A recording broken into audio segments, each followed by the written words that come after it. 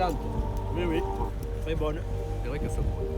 Bonjour, bienvenue dans Tous les chemins mènent à vous. Aujourd'hui, les chemins nous mènent à Gujan-Mestras. Alors, c'est une ville au sud du bassin d'Arcachon. Nous sommes en pays de bûches et c'est la capitale de l'ostréiculture arcachonnaise, puisqu'ici on trouve jusqu'à 7 ports. Alors là, je me trouve au milieu du bassin, vous voyez, sur un bac à huîtres et je vais retrouver donc Richard Ludelin. Alors, racontez-nous un peu déjà l'origine de ces bateaux là. Nous sommes là sur un bac d'ostréiculteur, bateau typique du bassin. Deux types de bateaux typiques, la pinasse et le bac. C'est le bac avec lequel les ostréiculteurs allaient à la marée avant. Vous faites découvrir donc plusieurs lieux du bassin aux touristes et ça a l'air de bien marcher en plus. On fait de la visite sur le bassin d'Arcachon pour les vacanciers et puis les gens de la région. On fait découvrir, on va sur l'île aux oiseaux, le banc d'Arguin, tout ce qui est ferré. Et puis l'hiver, on fait essentiellement des sorties. Ça bouge un peu, parce qu'il y a un petit bateau qui vient de passer là.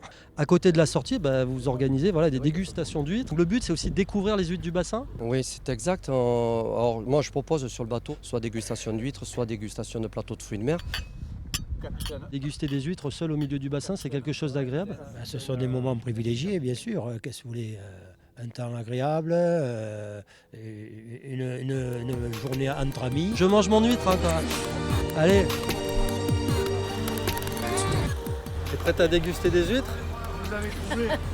Ah bah oui, hein, c'est l'endroit, le meilleur endroit pour les huîtres.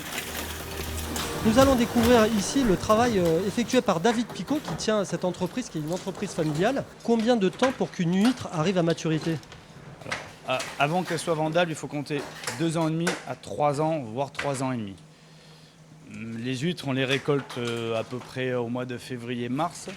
Et après, on les élève encore pendant 2 ans pour pouvoir arriver à ce produit-là, à cette taille-là. Et surtout, il faut que ça soit corsé, quoi. Oui, elles sont énormes. Ouais.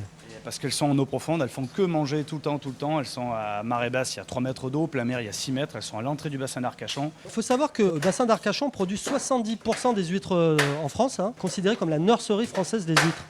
Exactement, il faut savoir que dans le bassin d'Arcachon, les huîtres naissent naturellement. En juillet et en août, elles sont laiteuses, elles jettent leurs frais dans l'eau et elles se collent naturellement sur des collecteurs que l'on dépose sur nos parcs. Là, je pars direct au banc d'Arguin, chercher des huîtres. Donc j'imagine que les heures de marée comptent quand vous allez récupérer les... Oui, là, il faut que je parte, là, il me reste un petit quart d'heure. Après, c'est trop tard, je peux pousser le bateau après. On vous laisse partir. Allez, bye bye.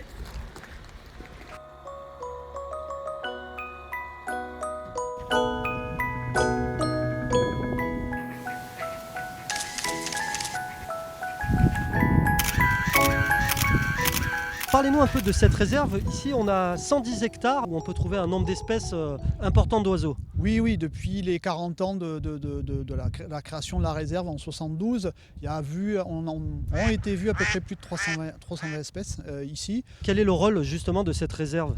Un des rôles, c'est d'accueillir les oiseaux sauvages qui viennent sur le bassin d'Arcachon, qui peuvent être soit en étape de migration, soit des espèces pour un certain nombre qui sont sédentaires ici sur le bassin et qui vont utiliser le bassin d'Arcachon et la réserve ornithologique comme un lieu de repos. Quel genre d'espèces on peut trouver là parmi ces 323 espèces qui ont été observées? La gorge bleue à miroir blanc. Alors on a en même temps les avions de chasse qui nous survolent, donc c'est pas des oiseaux ça. Non, ça ressemble pas à ça, le gorge bleu à miroir blanc.